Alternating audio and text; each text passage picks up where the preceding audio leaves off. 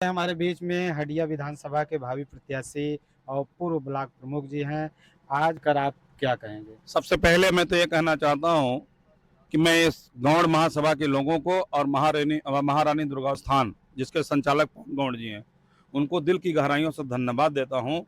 आप चिंता न करिए, 1 से 11 होता है, 11 से 1,000 होता है, 1,000 से 1,00,000 होता है। आप जो कारवां लेके चले हैं, पिछली बार से इस बार अच्छा कार्यक्रम हुआ है, अगली बार और अच्छा कार्यक्रम होगा।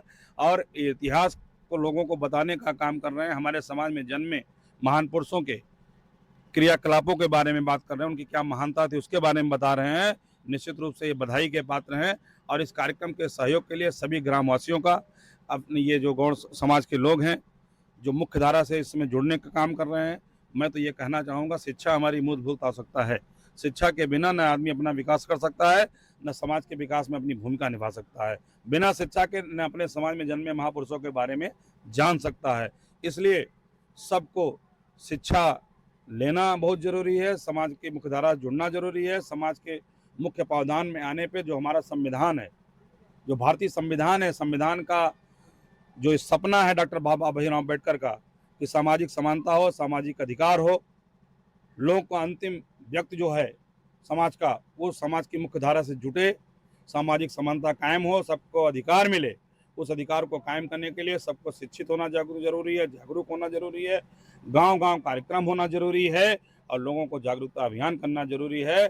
और निश्चित रूप से हमारे गौड़ महासभा के लोग जागरूक हैं, क्योंकि हम लोग सम्राट में भी कार्यक्रम किए थे, वहाँ भी हम लोग गए थे, यहाँ भी हो रहा है, हरिपुर मर्रों में कार्यक्रम हुआ था।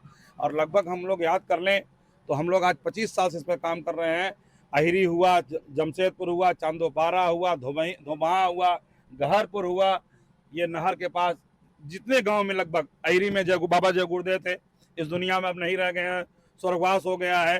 चांदोपारा, मकसूदना, हम लोग जा जा करके एक एक गांव गौड़ महासभा का संगठन उस समय किए थे जब किसी कोई जानता ही नहीं था कि इस गांव में गौड़ रहते हैं।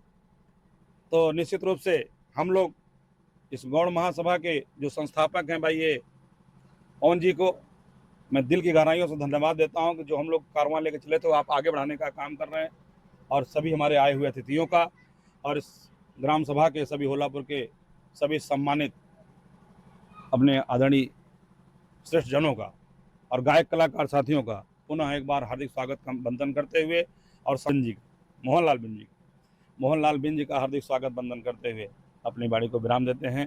जय हिंद, जय भारत, जय समाजवाद। ये राजनीतिक कार्यक्रम नहीं है, राजनीतिक बात